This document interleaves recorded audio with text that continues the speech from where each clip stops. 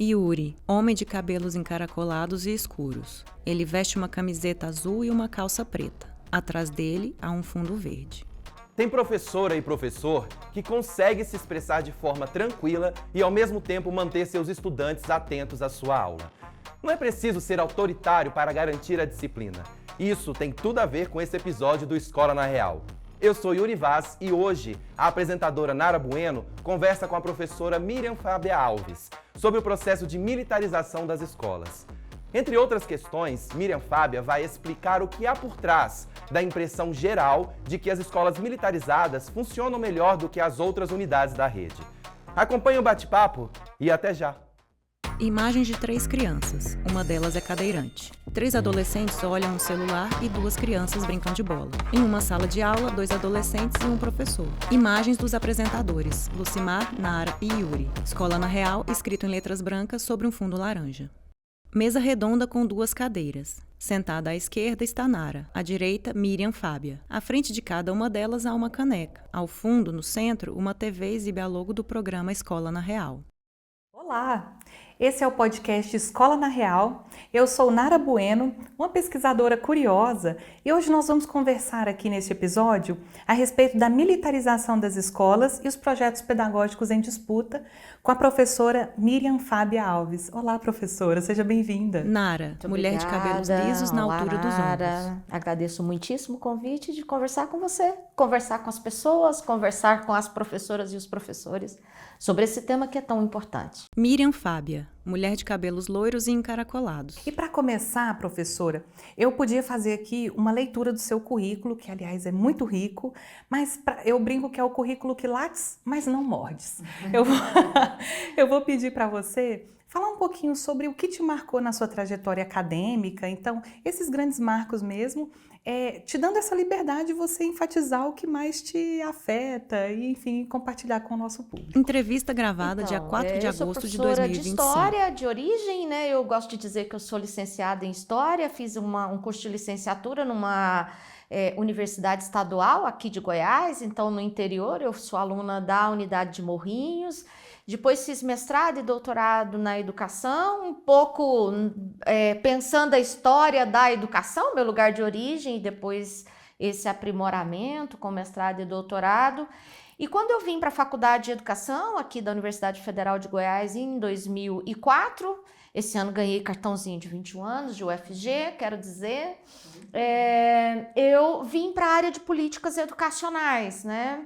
E os meus colegas diziam assim, tu não é mais da história, tu é da política, então tu precisa se dedicar à pesquisa de política educacional. E nessa trajetória da UFG, eu acabei, nos últimos anos, me dedicando à pesquisa no campo, né, da política educacional, então tenho me dedicado a estudar ensino médio, juventudes violência, juventudes e ensino médio, e o tema da militarização, que é o nosso foco de hoje, é um tema que eu acabei entrando nessa seara quando eu era diretora da Faculdade de Educação, em 2013, e a gente teve um ciclo de militarização muito ampliado em Goiás naquele ano. E a Faculdade de Educação se envolveu na luta contra a militarização. Então, de 2013 para cá, então cerca de mais ou menos de 12 anos, eu venho me dedicando com muito afinco ao tema da pesquisa em militarização da educação, mas eu diria mais, Nara, eu tenho me dedicado a atuar na luta contra a militarização, né? E por isso mesmo eu oriento alunos, eu dou disciplina, eu vou para as disputas, para os debates, para a Câmara dos Deputados, para o Senado, para o STF, onde o tema, eu vou para os municípios quando me chamam, então eu tenho participado ativamente também dessa disputa, que é também, para além de um tema de pesquisa, de dedicação da pesquisa aqui na universidade, é também um tema de atuação de vida, né? Eu diria, de uma atuação permanente em relação a isso. Excelente! Antes de adentrar de fato ao tema, professor, eu queria, por curiosidade também, perguntar se por que que você escolheu essa área da educação, né? Então, por que que você se tornou professora? E se nessa trajetória alguma professora ou professor te marcou, compartilha com a gente. Então, você sabe que o ano passado fiz memorial, né, aqui para titular na carreira, aqui na universidade, e eu optei por escrever o memorial por forma de cartas. E eu fiz cartas às pessoas que marcaram minha trajetória e que são a minha trajetória. Eu não sou a Miriam só, eu sou a Miriam em relação a um conjunto de grupos e de atuações. E eu fiz uma carta às professoras e aos professores da educação básica, justamente motivada pela importância que eu tenho na minha trajetória das minhas e dos meus professores. E eu fiz uma carta muito especial à minha professora, a gente diria na nossa geração, a minha professora primária, a professora Margarida, que foi minha professora do 2º e do 4º ano, e a ela e a todas as professoras, em sua maioria mulheres, né, na primeira fase do fundamental. Eu digo que há trajetórias de docentes que nos marcam de maneira indelével e a gente carrega para a vida toda. E a trajetória com ela... E assim, uma das coisas que eu destaco na carta é o quanto essa professora, ela tinha, muito diferente da minha, tá? Uma voz assim, meiga, suave e ao mesmo tempo... Alguém que tinha o que a gente chamava de um domínio de sala excepcional para lidar com as crianças. Eu digo sempre que essa é uma tarefa muito, muito difícil. Eu digo que professores e professoras da educação infantil e de Fundamental 1 têm uma tarefa muito especial e difícil. Por isso mesmo deveriam ser profissionais mega, ultra valorizados em todos os aspectos. E a ela, a professora Margarida, todas as outras, né? Eu trago muito essa experiência. O quão uma professora tem de potencial e de poder de um pouco conduzir. E é justamente aí que eu entro na docência, né? Eu fiz um curso, eu queria ser jornalista, confesso. Não deu certo, tá? Então, não passei na UFG e uma opção que tinha era o curso de História. Eu fiz o curso de História e disse, vou fazer o curso de História e não vou ser professora. Não tem jeito, fui mordida. E eu digo hoje, já tenho aí 30 anos de carreira, né? Eu digo hoje que a docência mudou minha vida. A UFG mudou a minha vida. Então eu tenho muito boas memórias e elas começam lá, com a minha professora primária. Ai, que lindeza, professora. Eu me emociono também de falar dessas... Gostaria de ler essas cartas porque devem ser maravilhosas. Estão enroladas para publicar, gostaria muito. Publique. Tem carta para o UFG, tenho que falar da minha carta para o UFG. Isso, também tem carta para o UFG. E, professora, então, dito isso, né, então a gente já tendo essa noção de como essa sua orientação no mundo, e você já deu algumas pitadinhas para a gente sobre o seu tema principal e seu ativismo também. Então, você é uma pessoa orientada nessa atividade política contra a militarização das escolas. Eu queria que você desse uma contextualização para a gente a respeito de como surgiu e como se expandiu esse movimento de militarização das escolas no Brasil. Então, a gente está com um conjunto de pesquisas, Nara, que tem se dedicado um pouco a mapear origens, expansão, interiorização desse processo de militarização, né? Então, as pesquisas indicam que... e aí é preciso separar, né, gente? Não estou falando de colégio militar das Forças Armadas, não estou falando dos colégios do Exército, eu não estou falando de colégios de corporações. Eu estou falando de escola...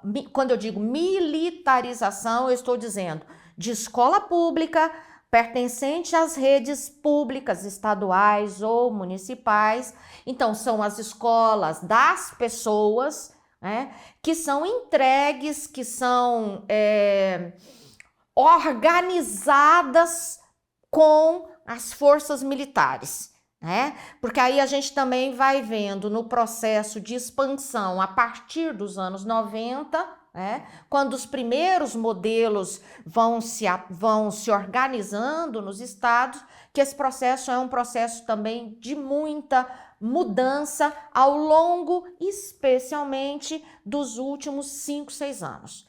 Então, a militarização vai acontecendo a partir dos anos 90. O estado de Goiás é um estado que ganha destaque nesse tema da militarização com os chamados colégios da Polícia Militar, os CPMGs, né, conhecido aqui em Goiás, mas é um processo que se expandiu a partir dos anos de 2011, 2012. Então, a gente vai dizer aí de um processo de uma década e um pouquinho, que nós vamos ter militarização nos outros estados.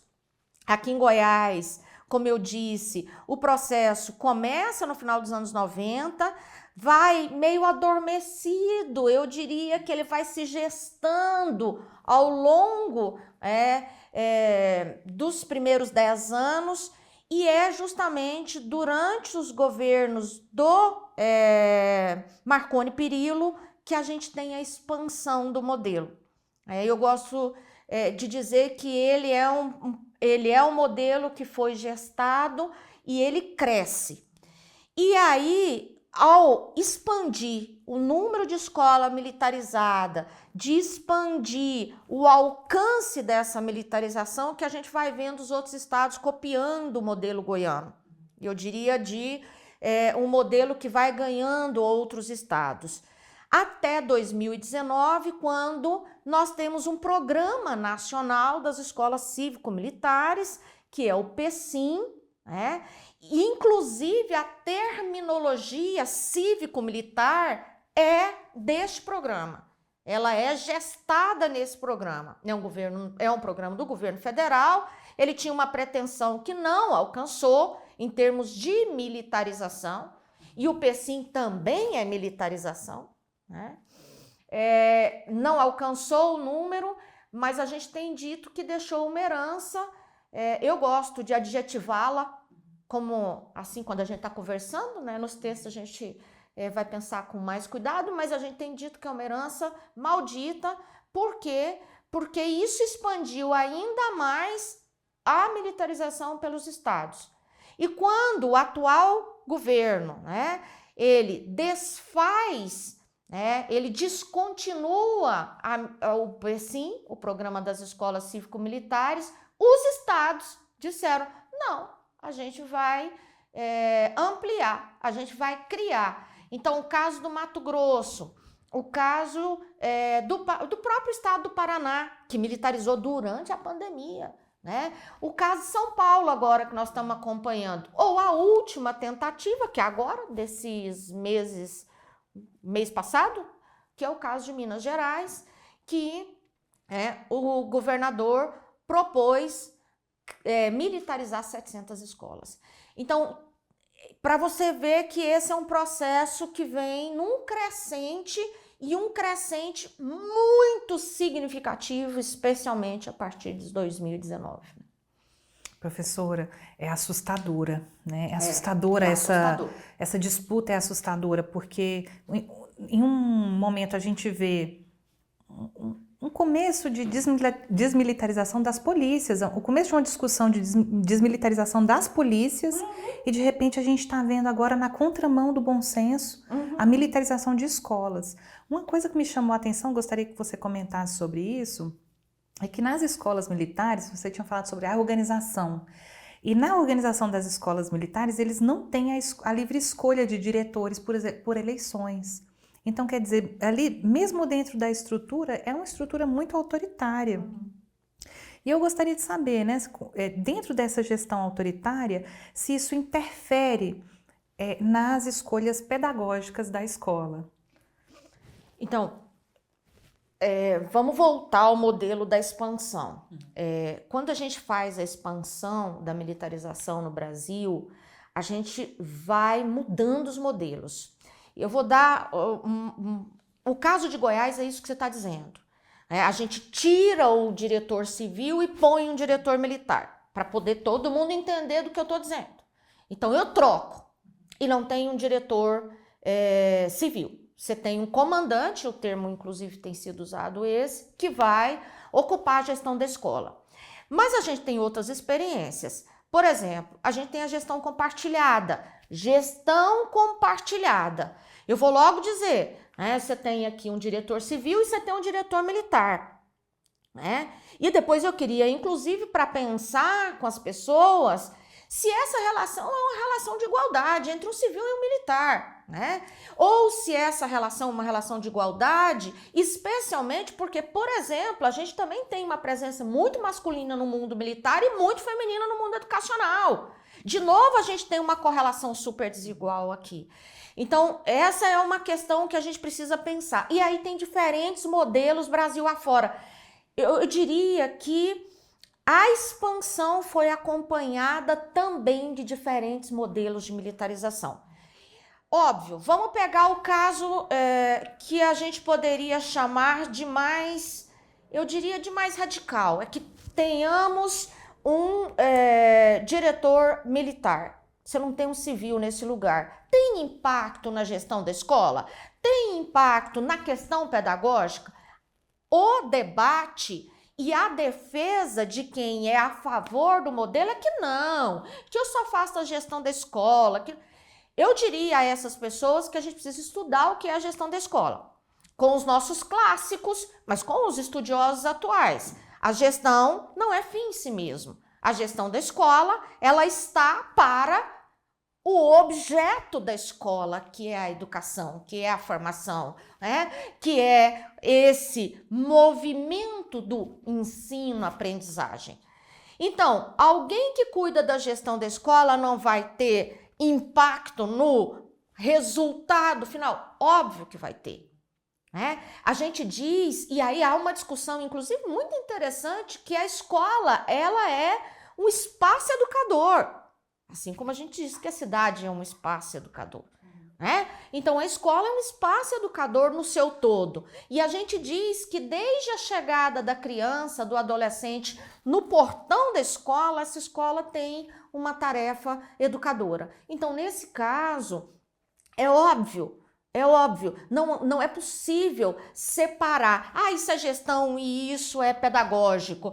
Isso é disciplina e isso é pedagógico, que é outra discussão sobre a disciplina, né?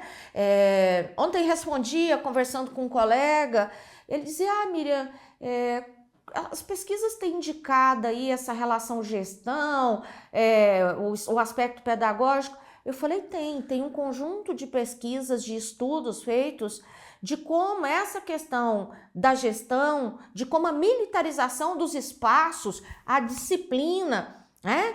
Como isso impacta o processo de ensino-aprendizagem, como isso impacta a forma como eu vou fazer, como isso impacta o transitar, o caminhar, o ocupar o espaço da escola, que é pedagógico. Engraçado, impacta até fisicamente. Quer dizer, os alunos, eles são... Miriam, bebe um pouco de água da caneca. Até fisicamente. Aqui em Goiás nós temos registros, mas eu garanto que no Brasil inteiro nós tenhamos registros, eu arrisco dizer, né? Que no Brasil inteiro nós tenhamos registros parecidos, que é assim. Então, a individualidade do aluno é retirada. Não existe. Não existe. Então, cabelo, o cabelo afro ou um corte de cabelo, o que seja. Homens têm que ter o cabelo de uma específica forma, mulheres de outra específica forma, e não existe nenhuma diversidade, até fisicamente, então, dentro desses espaços militarizados, né? E isso afeta sobremaneira o ensino. Então, não tem, eu concordo muito quando a senhora diz que não tem essa separação hermética, né? Então, uma coisa é a administração da escola e outra coisa vai ser o conteúdo pedagógico. Se fosse gavetas, né? Não é bem eu assim abro que funciona, a gaveta né? da gestão, eu abro do pedagógico, eu abro da disciplina, Nós estamos falando de formação humana, de pessoas. Sim. E de pessoas nesses diferentes lugares. E de profissionais nesses diferentes lugares. Então, não é uma gaveta, a escola não é uma gaveta, ou um conjunto de gavetas. Né? Então, eu acho que isso é importante. E aí eu acho que tem uma professora Catarina de Almeida Santos, que é minha parça, que é minha companheira aí no debate lá da UNB, ela tem usado um conjunto de imagens, Nara, que eu acho que são imagens muito interessantes para pensar. Né? Agora mesmo em Minas Gerais, na audiência na Assembleia Legislativa, ela usou. E aí essa ideia de os alunos todos enfileirados, iguaizinhos, né? Muitos deles, em sua grande maioria, em sua absoluta quase maioria, brancos, com perfil daquilo que é o padrão. Então, essa questão da ordem, essa questão do aparente, é uma questão que também conquista corações e mentes. Essa ideia de que essa ordem, ela não é só necessária, mas ela é desejada.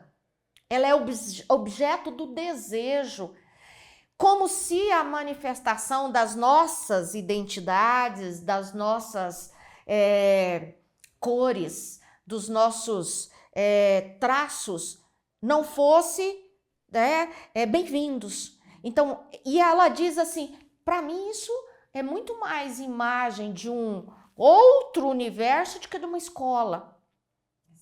Pasteurização total de qualquer pessoa. Controle total. Boa palavra, uma pasteurização, né? Você perde a essência. Eu tô falando um conjunto de adolescentes, porque as fotos dela normalmente são das adolescentes. É um conjunto de adolescente. Ou, gente, olhem os vídeos das crianças marchando em instituições de educação infantil que são militarizadas.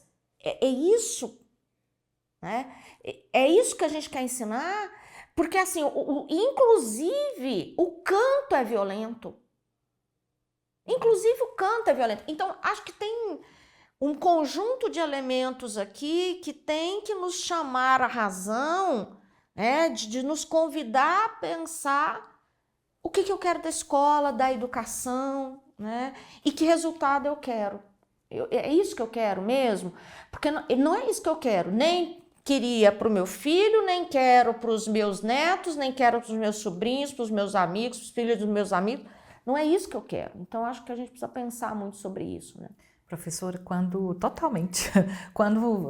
você falou sobre essa disciplina arraigada e completamente imposta, a gente sabe que um dos argumentos utilizados a favor da militarização das escolas é que os alunos são muito disciplinados. Então, como se essa disciplina por si só fosse o objeto final o objeto final da educação, como se isso fosse o único fim alcançável e desejável, fosse a disciplina. E dentro dessa disciplina que a gente vê como impositiva dentro das escolas militarizadas, eu queria saber a sua opinião, as suas reflexões sobre se essa disciplina, ela de fato tem algum condão no final do resultado final de êxito no aprendizado, né, nessa relação de aprendizagem. Quer dizer, se a disciplina ela tem ou não esse condão de ajudar no êxito da aprendizagem. E o que ocorre quando o padrão da liberdade civil é substituído por essa hierarquia imposta. Então, essas duas grandezas, eu queria que você falasse um pouquinho para a gente. Então, eu acho que essa questão da disciplina, a gente tem estudos interessantes, né, sobre essa questão da disciplina, e aí eu acho que tem que tomar muito cuidado, né?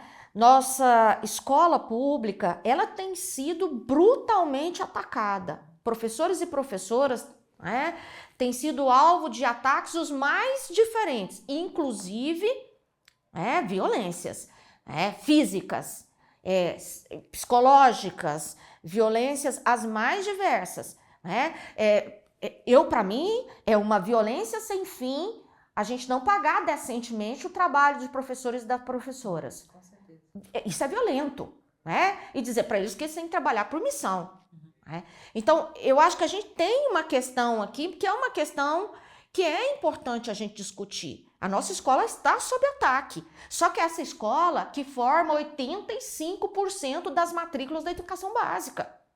O dado é 84% no todo, é fundamental. Quase 85%. Gente, é desse universo. E esse é um universo muito diverso. E eu acho que assim, dizer que essa escola porque ela impõe a disciplina militar, ela consegue melhor resultado do que as demais, que é a grande maioria. O que eu faço com isso? Eu reitero um discurso de ataque à escola pública, de desvalorização dessa escola. Tudo que os colegas fazem naquela escola, e é muito, gente, e é muito, não ganha valor. Porque o meu padrão é esse aqui. Essa escola não está nesse padrão. Ainda bem, né, gente? Ainda bem. Mas essa questão da comparação, ela é extremamente prejudicial.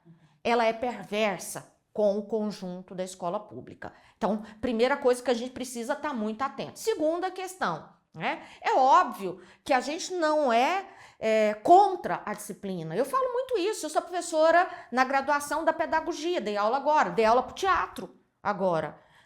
Dei aula para educação básica, fui professora de ensino médio, fui professora de educação fundamental, eu fui professora de história do ensino fundamental.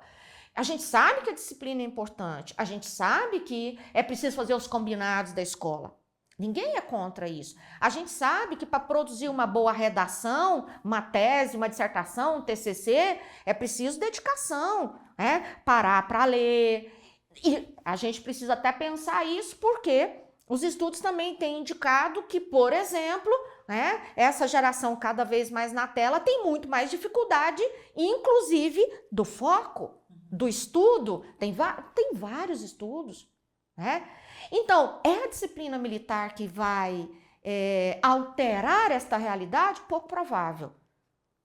Agora, que nós precisamos de disciplina, nós precisamos. Que nós precisamos do exercício, que a gente precisa da leitura, da escrita, totalmente de acordo. Então, a escola tem um papel importante, mas ela é mais do que isso. Por isso, não posso reduzir a escola, eu não posso reduzir a gestão como um fim em si mesmo e eu não posso reduzir a disciplina como um fim da escola. Ela é meio pelo qual a gente aprende, a gente faz o processo como um todo. Então, eu penso que essas questões, elas são questões que a gente precisa ir limpando para que a gente entenda que a militarização, com as suas bandeiras, ela não é a saída para 85% das matrículas deste país. Mas eu não quero nem para 1%, porque a escola é o lugar do aprendizado, mas é também o lugar da criação, é o lugar do exercício democrático, é o lugar da indagação, da problematização. E nesse espaço só tem disciplina. Excepcional. Professor, nós vamos retomar essa conversa sobre essa disciplina e o fim em si mesmo sendo a disciplina e perguntar também qual é o que define essa disciplina, né? Porque a disciplina pode ser outras coisas. Mas a gente vai dar um intervalo rapidinho, então eu te vejo já, vou te deixar com um recadinho do Yuri aí e vou dar um intervalo e já a gente se vê. Até já! Imagens dos apresentadores Lucimar, Nara e Yuri. Escola na Real, escrito em letras brancas sobre um fundo verde. Yuri. Quando a professora Miriam fala do controle total e da pasteurização e pergunta, é isso que a gente quer ensinar? Dá o que pensar, não dá? E isso tem tudo a ver com a proposta do Escola na Real. Aqui o bate-papo rende sempre reflexões inspiradoras e provocativas sobre educação pautada pelos direitos humanos. Escola na Real. Retomamos agora, aqui no nosso podcast Escola na Real, o papo com a professora Miriam Fábia Alves a respeito da militarização das escolas. Professora, a gente estava conversando sobre a disciplina e de que a escola não deveria ser esse espaço apenas de disciplinamento dos corpos, mas é um espaço também para a gente aprender a ser gente. Então exige criatividade, exige afetividade, exige sim conteúdo, mas é uma pluralidade Imagens de assuntos dos apresentadores e fatores. Lucimar, Então Nara a gente reduzir a escola só na para Real, disciplina escrito em é letras muito laranja pouco. sobre um fundo Em creme. relação a essa intencionalidade de reduzir, eu fico cá me perguntando, a gente tem visto uma tendência ao desmonte das escolas públicas, para daí sim vir o diagnóstico de que estão na UTI e precisam ser militarizadas. Me fala um pouquinho sobre essa intencionalidade e esse desmonte no Brasil. Então, Miriam Fábia. em 2016, eu fui convidada a fazer uma exposição sobre os colégios da Polícia Militar, a militarização em Goiás e as OSs. A gente tinha passado ali aquela tentativa de entregar aquele lote de escolas para as OSs, as organizações sociais, OSs, né? Em Goiás, teve ocupação de escola, então foi aquele ano bastante tumultuado. E eu fiz naquela época um slide, né, para poder um pouco comparar o movimento que a gente acompanhava naquela época, né? E eu dizia assim, ó, a escola pública, ela vai sofrendo um processo de abandono, de desvalorização crescente. E ela é um processo que salta aos olhos.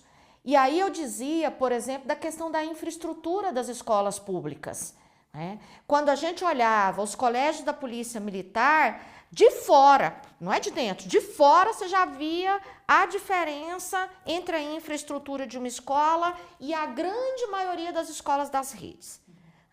Então, e que vinham sofrendo com o abandono. Então, você tem uma infraestrutura precarizada, você não tem investimento, e aí tinha todo um debate sobre a questão dos laboratórios, da não necessidade de laboratórios, a questão, por exemplo, dos espaços para a prática desportiva, os espaços pedagógicos, como, por exemplo, a biblioteca ou sala de leitura, o lugar da escola, como um lugar bonito, como um lugar acolhedor, isso não tinha.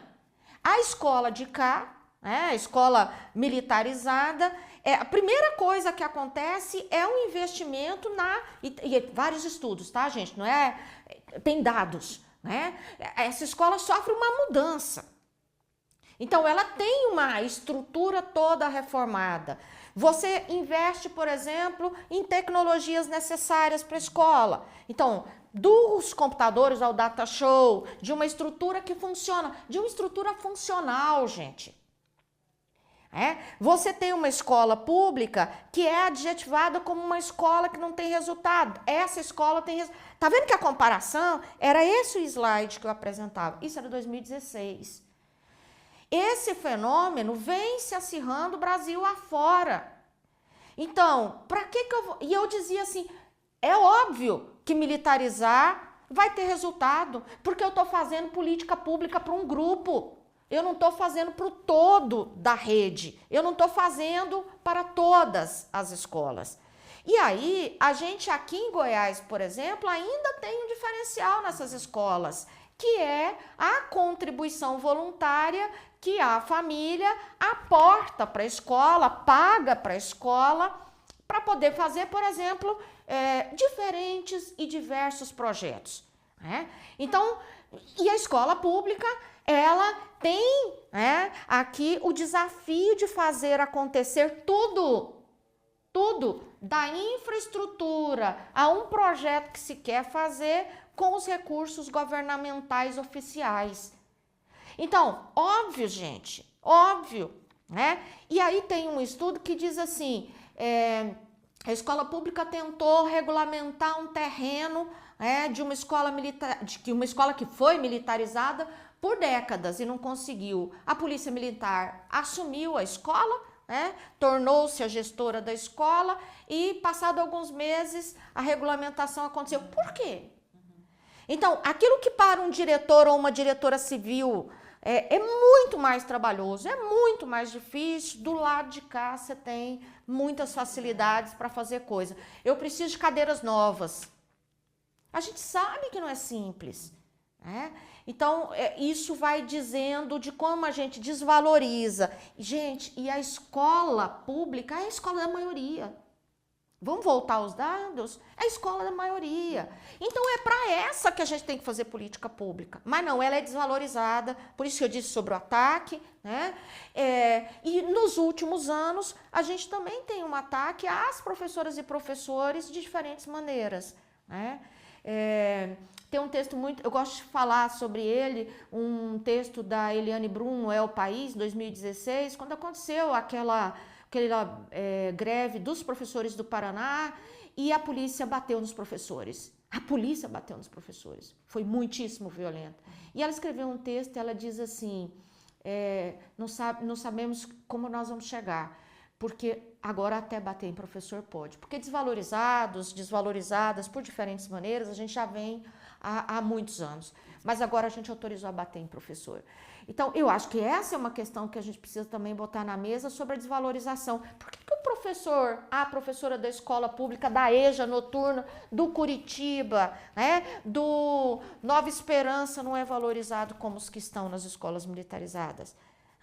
E aí eles dizem, mas a gente paga a mesma coisa. Há uma valorização simbólica que é fundamental. Então, acho que aqui tem questões que estão nessa desvalorização da escola pública. E é assim que a gente privatiza, não é? Eu sucateio, eu desvalorizo e eu digo, não, vocês não sabem fazer a gestão. Não, vocês não são bons para isso. Então, a gente vai entregar para a gestão terceirizada. Uma coisa que também eu fiquei curiosa com a sua fala, professora, é que, e é muito comum a gente ouvir isso, então aqui eu vou reproduzir o senso comum, não para a gente reafirmá-lo, mas para a gente combater esse senso comum, que é de que nessas escolas tem uma melhor qualidade de ensino, porque os resultados são melhores, então a aprovação em vestibular é melhor, os índices de IDEB, né, todas essas provas são melhores, mas aí você falou uma coisa curiosa, que é, bom, se você tem uma escola que está super sucateada, que não recebe recursos e de repente ela se militariza e recebe biblioteca nova, carteiras escolares, quadros, laboratórios. Espaços para prática desportiva. Exato. Então, como esse resultado não vai ser bom? Não é melhor a gente pegar todo esse investimento em colocar em escolas públicas civis, não é? Então, eu fiquei curiosa nesse sentido da gente combater esse senso comum de que o ensino é de melhor qualidade. Não, o investimento é maior. Então, se a gente tem um investimento maior, a gente vai ter um resultado melhor também, né? E tem uma coisa para acrescentar, para além de tudo isso que você destaca, Nara, essa escola é uma escola que seleciona as e os estudantes. Então, aluno problema fica nessa escola? Não. Ele é convidado a sair. Convidado, eu estou sendo delicada, tá, pessoas? Bem delicada no convidado. Aluno que reprova fica? Não. Aluno que falta fica? Não. Aluno que chega atrasado fica? Não. Aluno que não cortou o cabelo do tamanho da régua fica? Não fica. Aluno que não está com o uniforme passado devidamente com todas as exigências, fica? Não fica. Não fica. Extremamente excludente. Extremamente excludente. E no caso de Goiás, ainda tem um complicador, de que a gente ainda tem a contribuição voluntária como um peso familiar. Fica, não fica. Aqui, a gente teve uma militarização aqui do lado, né? O Valdemar Mundim foi militarizado em 2015. Eu acompanhei o processo de militarização, E muitos pais diziam, ainda tem isso, a escola militarizada nesse país nega direito.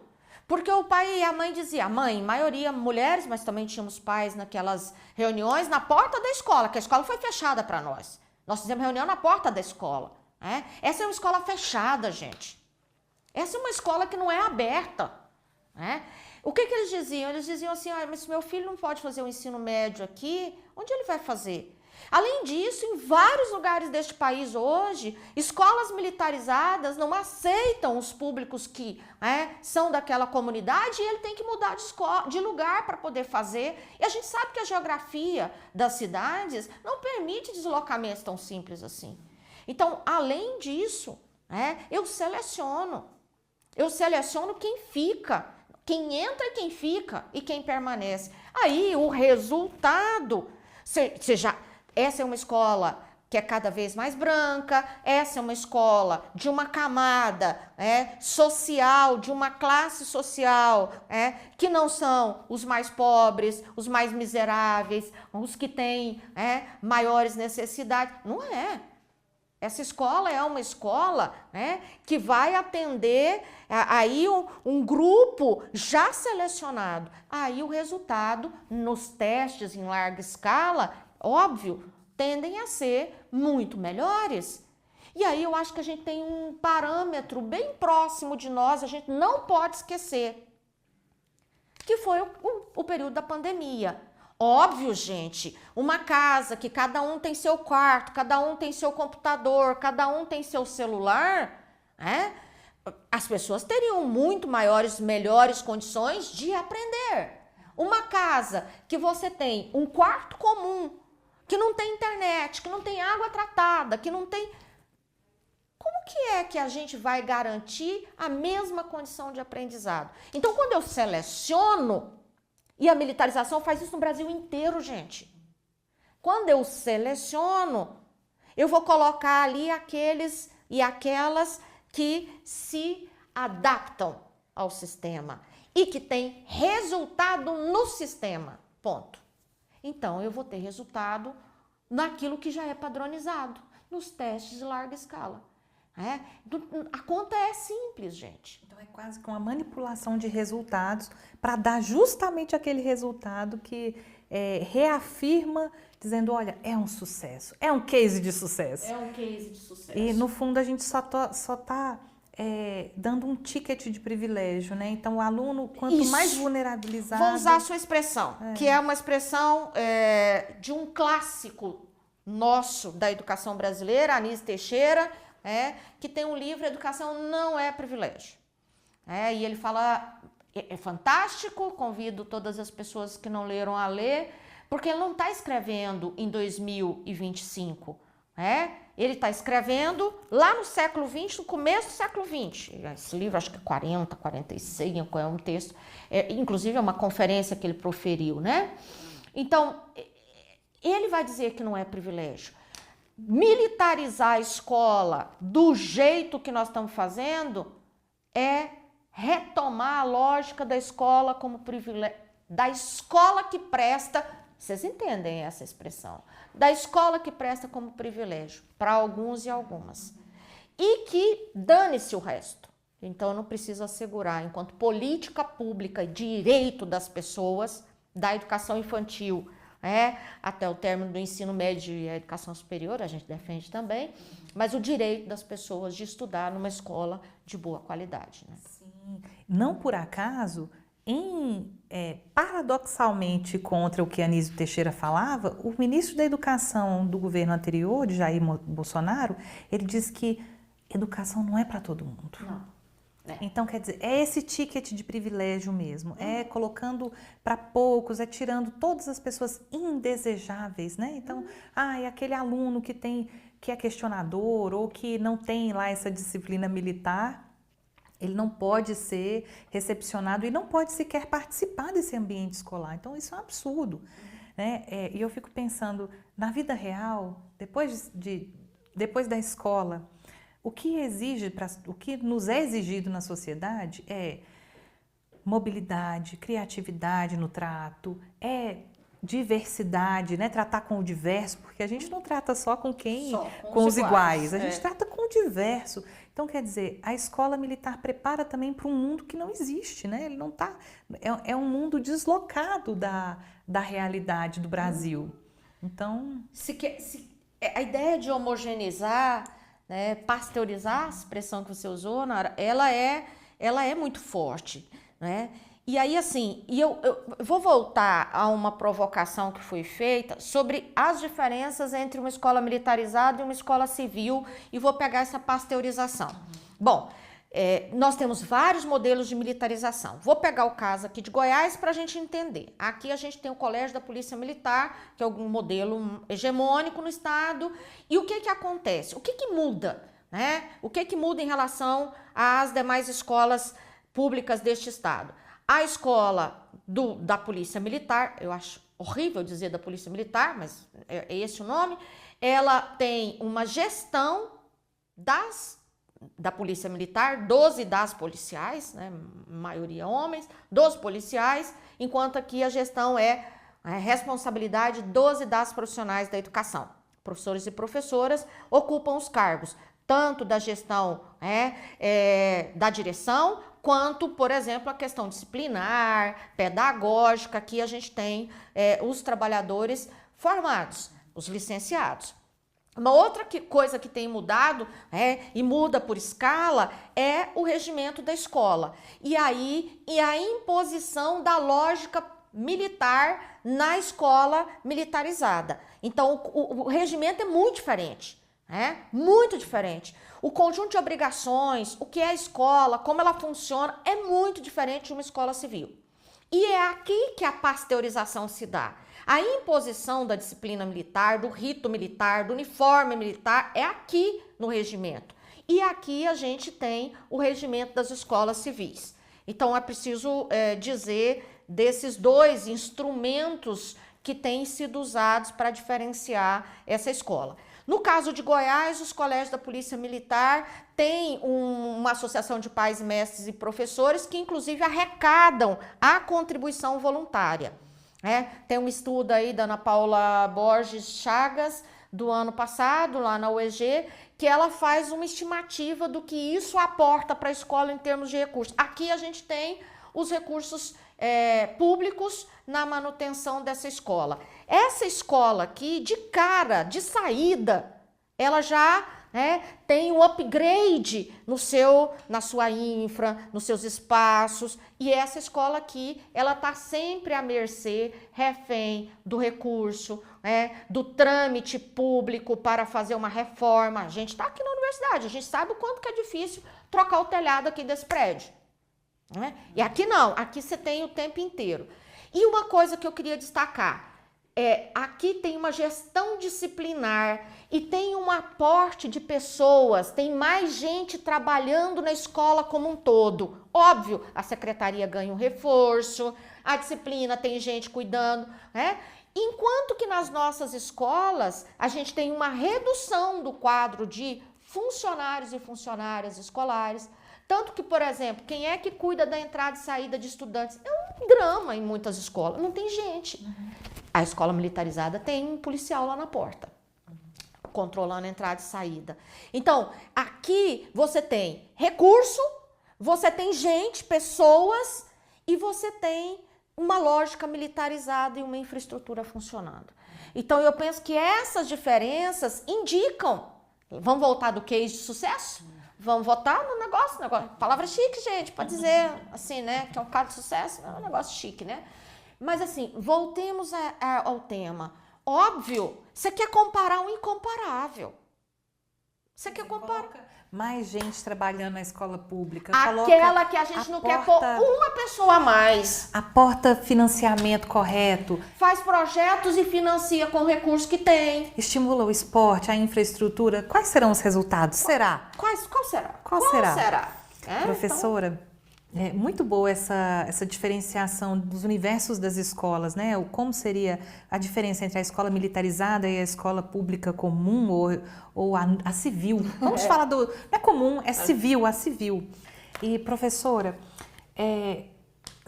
eu queria que você falasse um pouquinho qual é a escola ideal, Paulo Freireana, eu imagino, dialógica, crítica, autônoma, que forma esse cidadão orientado no seu tempo, no seu espaço, questionador, que dialoga, que tem criatividade, que é plástico. E qual é o resultado final encontrado, qual é o cidadão resultado final da escola militar? Eu vou começar pelo final. Eu diria que o que se quer é um sujeito adestrado nas regras do jogo dessa sociedade, criado para obedecer. Eu penso que esse é o modelo, não tem jeito de ser outra coisa. É óbvio que pode ser um profissional de sucesso? Sim. É óbvio que pode ser um profissional competente? Sim, não estou dizendo isso. Mas ele está adestrado para ser esse lugar de quem, nessa sociedade, cumpre a norma. Se ele fez o processo bem feito do jeito que se quer, é isso que se quer. Para mim, é longe, muito longe do modelo de uma escola que atenta aos tempos que nós temos, dê conta, né, de fazer a formação de um cidadão, de uma cidadã. Eu fico pensando, Nara, quando eu entrei aqui no mestrado em 98, aqui na Universidade Federal de Goiás, o meu projeto era sobre cidadania no ensino médio. O debate da cidadania que a gente falou agora de soberania, parece que o debate aqueceu, eu queria convidar a gente a aquecer o debate da cidadania. O debate da cidadania que está um pouco esfriado, ele é fundamental para a gente entender que escola nós queremos. Essa escola, ela tem um papel super importante na formação para a cidadania nesses tempos tão tumultuados, controversos, difíceis. Tempos de crise climática, tempos de crise moral e ética sobre o nosso lugar no mundo e a ocupação dos espaços, crise, né, de quem somos nós na era da inteligência artificial, qual o papel da escola? Então, assim, de gente que... A gente é mais criativo, mais inteligente que a inteligência artificial?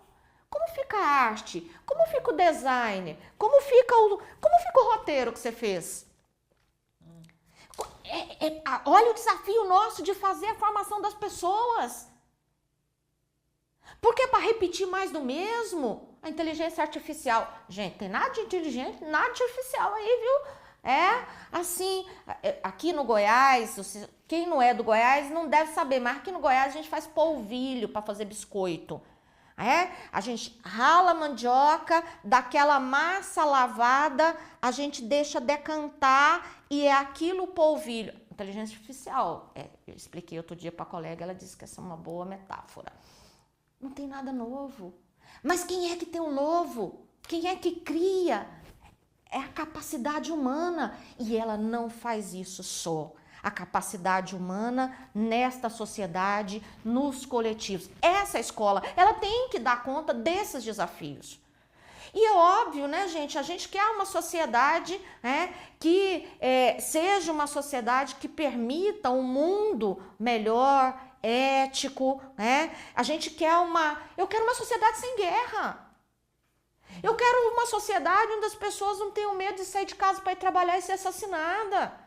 Eu quero uma sociedade que a vida valha.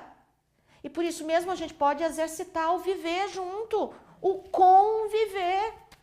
Então, a escola é esse exercício, inclusive porque a escola pública é o lugar do diferente. Nós somos muito diversos. Ainda bem, né? E é nessa diversidade que, inclusive, a gente teria melhores condições de enfrentar os desafios desse nosso tempo. Você sabe sobre uma coisa, ela sabe sobre outra, eu sei sobre outra.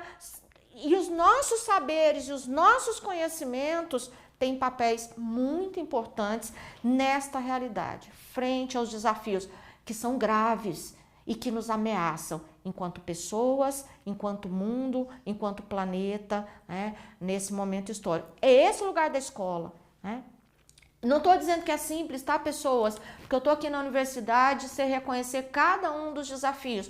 Uma universidade pública com muitos desafios, né? Mas eu penso que sozinhos ou militarizados, nós não vamos dar conta de, em 2025, pensar a formação dessas pessoas que vão, por exemplo, trabalhar em 2035, 2045, porque nós estamos fazendo formação da educação infantil após graduação. Professora, e nós somos duas mulheres. Pensando por esse aspecto, gênero, como é que a escola militar ela atua na formação de meninas? E qual que é a consequência disso? Você vê diferença entre os meninos e as meninas? Tem um trabalho que eu estou lendo da minha orientanda Jéssica, que está fazendo uma pesquisa com ex-alunas, alunas egressas, né, das escolas militarizadas. Uma pesquisa bonita de doutorado, mas dura. A gente, eu venho chamando também a atenção, Nara, sobre o nosso lugar enquanto professor e professoras dentro destas escolas, inclusive dessa relação hierárquica da obediência em relação aos militares, e a gente olha o quadro de militares presentes nessas escolas, em sua maioria homens. Então, tem diferença. Essa é uma sociedade... Os dados do feminicídio, Nara. Olha os dados do feminicídio que foram divulgados recentemente nesse país. Olha os dados da violência. Olha o que aconteceu nesse país na semana passada. E que acontece na semana passada, acontece ontem, acontece hoje. Né? A relação que nós temos neste país, as mulheres trabalhadoras, as mulheres estudantes, as mulheres companheiras e companheiras nesse país, ela é hoje uma relação marcada pelas violências. E nesses espaços, quantas denúncias nós temos, inclusive dentro das corporações das mulheres, e não tem mais porque elas têm medo. Como nas famílias, como nas escolas as mulheres têm medo. Então essa é uma relação que perpetua uma sociedade machista, uma sociedade violenta, uma sociedade que precisa da violência física, simbólica, psicológica para dominar as mulheres. Porque precisa dominar as mulheres. Então, o estudo da Jéssica traz dados muito interessantes. Espero que a gente tenha uma defesa aí até o começo do ano que vem, de uma tese muito, muito interessante para a gente pensar a questão do gênero, das mulheres, do feminino, nesse espaço militarizado. Excelente. Professora, e por fim, eu queria saber de você, eu perguntei das mulheres, agora eu quero saber dos professores e professoras, porque a gente focou aqui nas críticas à disciplina, as críticas à hierarquia, ao autoritarismo, à falta de recursos nas escolas civis, mas a entrada de recursos nas escolas militares, mas eu queria saber assim, quais são suas considerações em relação aos professores e professoras das escolas, tanto os professores civis e professoras civis inseridos nesse contexto de escola militarizadas? Então, eu participei de algumas bancas de mestrado e agora eu estive no Paraná, numa banca de doutorado sobre o modelo, sobre a militarização no Paraná. E assim, a gente tem, quando as entrevistas são feitas com professores e professoras nas escolas que foram militarizadas, a gente tem uma aceitação melhor. Óbvio, eles continuam nessas escolas, né, ao modelo, mas há muita resistência também ao modelo dentro das escolas. Estou aqui me lembrando de um trabalho de Brasília, feito por um colega sobre os professores e professoras lá, em que os professores diziam, há um comentário de que não há alteração na questão pedagógica, mas eu quero dizer que eles alteram a minha prática pedagógica. Eles alteram de diferentes maneiras. Eles alteram, né? Quando, por exemplo, eu estou dando aula e eles estão passando pelo corredor e ouvindo a minha aula. Eles alteram como dentro da escola um conjunto de temas está interditado, né? Então, assim, há um conjunto de pesquisas na área que eu acho que dizem da importância. E quem é favorável nestas... Eu estou esquematizando, tá, gente? É muito mais complexo que isso, mas é só para dar conta no tempo. Diz da segurança e da condição de ser professor dentro da sala de aula. Porque ele não tem que preocupar com a violência, porque ele não tem que preocupar com a disciplina, porque não é ele que faz isso. Quem faz isso são as forças militares. Então, acho que aqui tem questões, inclusive, para a gente pensar o nosso lado na escola pública. Porque, assim, também na escola pública é preciso considerar qual a condição de trabalho tem professores e professoras. Gente, tem gente na escola pública, tem gente professora na escola pública que defende sim, que não está lá, mas defende também. Não sejamos ingênuos. Aqui a gente tem uma adesão de uma parcela da população e professores e professoras também têm adesão ao modelo. E acho que alguns aspectos marcam essa adesão. O fato de não ter que lidar diretamente com a disciplina, o fato de ser uma escola segura, o fato, né, de que aqui eu tenho ordem, eu tenho uma condição de trabalhar. Além, óbvio, né, das questões infraestruturais. Agora, os professores e as professoras da escola pública, eles têm muitas dificuldades e precisam têm aí um desafio enorme para exercer a docência.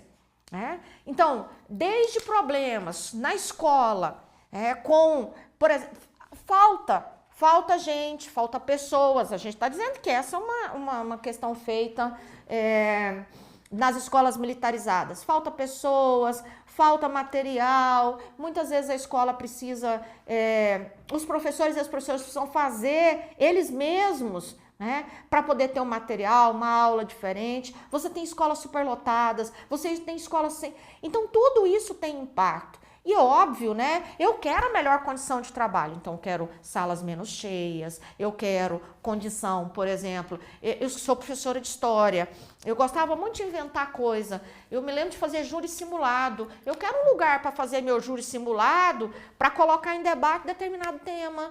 Então, onde é que isso na escola pública funciona? Agora, eu preciso reiterar o que eu já disse várias vezes aqui, o papel das e dos professores nessa escola, né, no país hoje é fundamental. É a eles que nós temos que tributar a formação das nossas gerações, porque quase 85% dos estudantes deste país são de escolas públicas. Então é preciso considerar tudo isso e, óbvio, a gente precisa de salário decente, precisamos de formação e valorização. A gente precisa de salário decente, plano de carreira, condição para estudar, para fazer mestrado, para fazer doutorado, né? A gente precisa de condição de vida. O professor também precisa viver o ócio, a arte, a literatura, o cinema, a capacidade de interagir comigo. É isso que nos faz ser melhores, pessoas melhores, profissionais melhores, especialmente lidando com o saber, com o conhecimento, com a educação. Professora, deixa uma mensagem final para quem nos escuta, para as professoras e professores desse Brasil todo? Então, eu diria que a gente tem um desafio imenso do ponto de vista profissional. Eu falo isso muito para os meus alunos, minhas alunas aqui na licenciatura, né? Mas a gente tem um papel fundamental para esse país, né? E a educação, ela é desafio porque a gente lida com aquilo que é mais humano. E por isso mesmo, o nosso lugar aqui é o lugar da formação, é o lugar de desenvolver as potencialidades, né? Mas é também o lugar da humanização. Por isso a gente tem tanta defesa de que essa escola seja lugar também que nos permita ser pessoas melhores para esse planeta, para ser um planeta melhor. Então, professores e professoras, não desistam, seguimos juntas e juntos na luta, temos muitas frentes para o combate, combate é ruim, né? Gostei desse não, temos muitas frentes de luta e eu acho que a gente tem um papel fundamental, por isso não desiste não, vamos juntas e juntas, nos juntemos com os nossos colegas, nos nossos espaços de luta e de decisão, porque a gente tem papel fundamental. É isso, acho. Excelente. Bom, vocês viram que a gente poderia ficar até mais tempo aqui, se nos fosse possível, discutindo, porque são muitas nuances para serem analisadas e conversadas, mas a gente vai continuar aqui insistindo por uma escola de diálogo, de crítica, que estimula a autonomia, o livre pensar, a diversidade e a pluralidade. É por isso que a Escola na Real, esse podcast, está aqui. E eu agradeço imensamente você que nos acompanhou nessa conversa e principalmente a professora Miriam Fábia Alves por ter nos conduzido nesse tema tão espinhoso. Obrigada a você também e até o próximo episódio. Escola na Real. Yuri. Sim, vamos juntas e juntos. Este Escola na Real termina por aqui, mas semana que vem tem mais. Tem episódios novos sempre às quintas-feiras, às 8 da manhã, no canal e perfil Direitos Humanos UFG, no YouTube e Spotify. Para saber mais, siga nosso perfil no Instagram, @direitoshumanosufg, ou acesse o site direitoshumanos.ufg.br. Até mais! O podcast Escola na Real é uma realização do Núcleo de Direitos Humanos da Universidade Federal de Goiás. com execução da Fundação de Apoio à Pesquisa e Fundação Rádio e Televisão Educativa e Cultural. Apoio da TV UFG, Laboratório de Luz e Cena e Laboratório de Tradução Audiovisual Acessível. E promoção da Coordenação Geral de Políticas Educacionais em Direitos Humanos da Secretaria de Educação Continuada, Alfabetização, Diversidade e Inclusão do Ministério da Educação do Governo Federal. Escola na Real.